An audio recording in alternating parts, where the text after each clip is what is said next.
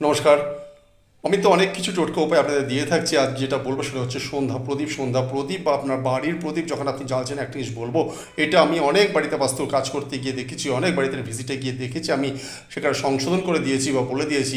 যখনই বাড়ির সন্ধ্যা প্রদীপ মানে দেবতার সামনে যে প্রদীপ আপনি জ্বালাচ্ছেন, সেখানে সেই প্রদীপটা যেন একদম মাজা ঘষা অবস্থায় পরিষ্কার থাকে এবং পোড়া পোলতে একবার ব্যবহার করা, সলতে বা পোলতে যেটা আপনারা বলে থাকছেন, সেটা সেই পোড়া অবস্থায় দ্বিতীয়বার ব্যবহার করবেন না।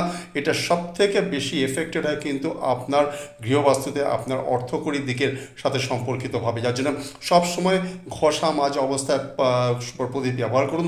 মাটির প্রদীপ যারা ইউজ করেন, তবে একটি প্রদীপ, মাটির প্রদীপ কখনো দ্বিতীয়বার ব্যবহার করা যায় না, ওটা ফেলে দিতে হয়। সেটা মাটির হাঁড়ি বা প্রদীপ আপনি যাই ব্যবহার করেন, সেই জন্য প্রদীপ যখন ব্যবহার করবেন সেটা সবসময় মাজা ঘষা অবস্থায় একদম পরিষ্কার সুন্দরভাবে ব্যবহার করুন। এবং পোলতে বা সলতেটাও কিন্তু প্রতিবার নতুন জ্বালাবার ইউজ করুন।